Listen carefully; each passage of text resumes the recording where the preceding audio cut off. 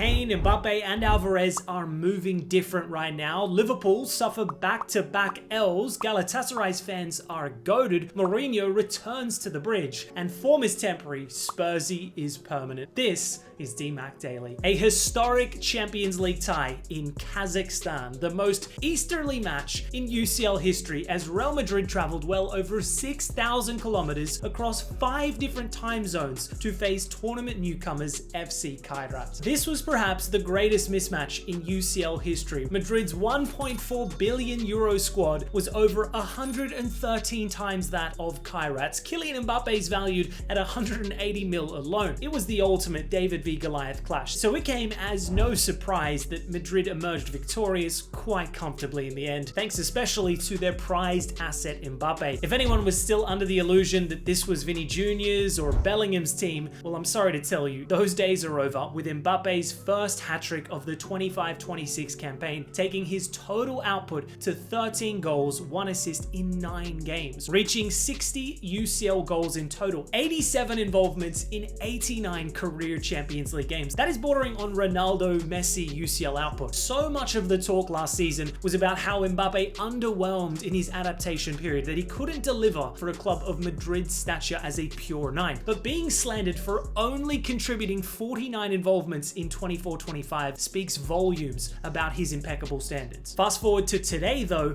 and we're now seeing Mbappe operate with full confidence. Xabi Alonso has been rotating all his Galactico forwards except for the Frenchman. He's the first name on the team sheet. Now, collectively, I'm still not convinced with this current iteration of Madrid. I mean, just look at what a struggling Atletico Madrid side did to these guys last weekend. But a positive recovery for Xabi Alonso's side. 4 of his 5 substitutes also delivered goal contributions too. But Mbappe isn't the only number 9 putting up stupid numbers this season. Harry Kane bagged yet another brace, making it 17 goals, 3 assists in 9 games this season as Bayern Munich ran riot over fellow UCL newcomers FC Pafos. 20 involvements already for the Englishman before October. That is crazy. He is at the peak of his powers, but what I found really interesting about his latest display was that he wasn't operating as a 9, but rather behind Nicholas Jackson as their number 10, which I think could be a managerial masterstroke from Vincent Kompany. Anyone who's been watching Kane throughout his career will attest to his playmaking qualities. His passing range is just as outrageous as his finishing. So Jackson, who bagged his first goal and assist for Bayern today, could genuinely have a significant role to play this season. A pretty incredible support cast in theory, with Kane behind him and then Diaz and Elise on either flank. Also, Elise, 10 out of 10, no notes. Mr. Nonchalant is just as unstoppable as Kane right now, a top 5 winger in the world. Collectively though, this Bayern team is farming everyone. 9 games, 9 straight wins. They're averaging just shy of 4 goals a game. It's giving prime Leverkusen vibes right now. Heading back to Madrid, and Atletico have a superstar forward of their own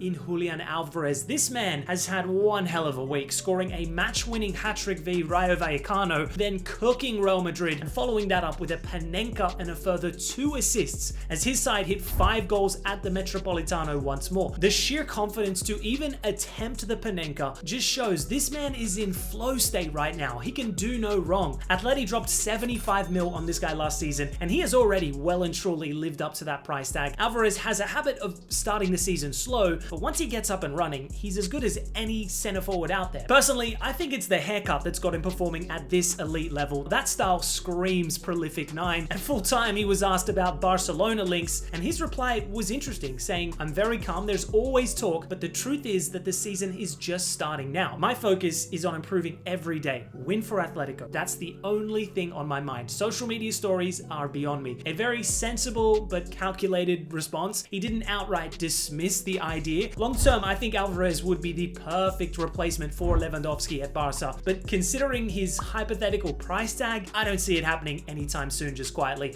Moving to Istanbul, and there'd be no miracle for Liverpool this time round as they suffered another shock defeat at the hands of Galatasaray, with Victor Osimhen's penalty the difference. A massive result for the Turkish Giants, their first UCL home victory in 7 years. A great way to bounce back after a stinker away at Eintracht Frankfurt. Everyone's talking about Liverpool's unprecedented spending, but Gala too have spent record figures this summer. They're trying to establish themselves as a new player in European football Liverpool, and personally, I'm all for it. They're still a long way off becoming an elite team, but a historic victory for the Lions. Also, shout out to the Galatasaray fans. Not only did they have Salah covering his ears at the insane noise being generated within the stadium, but they also showed their humanity too. First paying respect to Diogo Jota before unveiling several banners in solidarity with the oppressed Palestinian people. Crazy that messaging like this is necessary, yet this is the world we live in right now. Knowing UEFA, Galatasaray will probably face a fine for their actions, but that'd be a small price to pay for being on the right side of history. Shifting gears to Liverpool though, and the immense good fortune they had at the beginning of the season has well and truly disappeared in their last two outings. Slot opted to rest both Salah and Isak for this fixture, yet it evidently backfired. The Reds were wasteful in front of goal. Ekitike with at least 2 gilt-edged chances. Wirtz was once again slandered for another underwhelming display. But truth be told, Liverpool have been relatively poor all season. Bar some individual brilliance laid on in many games, they have struggled to dominate their opposition. Blame Wirtz, blame Salah, blame Ekitike, blame Isak. Ultimately, it's up to the manager to fix this because they've dropped over £400 million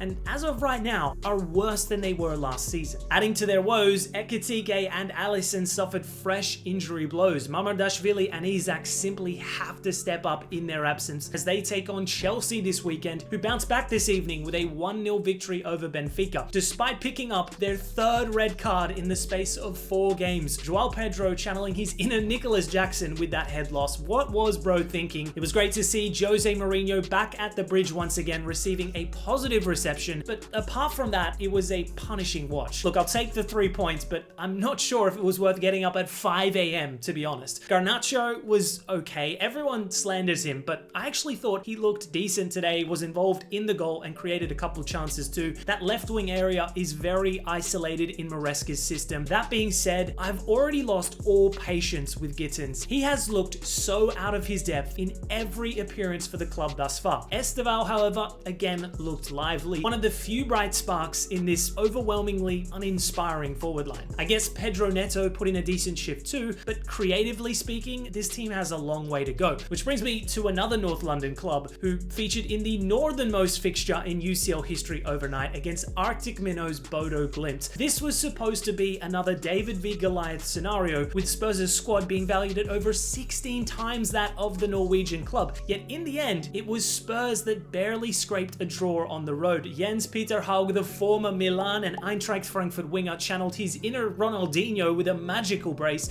picking up the Man of the Match award and even bagging a perfect 10 rating on SofaScore. Spare a thought for his teammate Jostein Gundersen though, having come off the bench in the 87th minute to make his UCL home debut, only to immediately score an own goal for Spurs' equaliser. Still, a great result for Bodo Glimt considering the financial disparity between the two. Spurs, with a very poor performance, they took a risk resting several key players and it immediately backfired. The only positive in the end was that they did manage to avoid defeat, but this was still rather Spursy of Tottenham. Elsewhere in Europe, Inter Milan made light work of Slavia Prague, Captain Martinez with 2 goals, with fellow UCL merchant Denzel Dumfries also getting in on the score sheet. Marseille battered Ajax at the Velodrome, with Igor Paxal and 36-year-old Pierre-Emerick Aubameyang each picking up 3 goal contributions. Do not sleep on Artur Vermeeren either. Marseille have got themselves a proper midfield maestro in the 20-year-old loanee. And last, but certainly not least, Atalanta got revenge over Club Brugge, the side who knocked them out of the UCL last season. This time, they prevailed in a 2-1 turnaround, with Mario Pasalic scoring the late winner to kickstart their European campaign. Anyways, legends, that's all for today's DMAC Daily. Catch you tomorrow.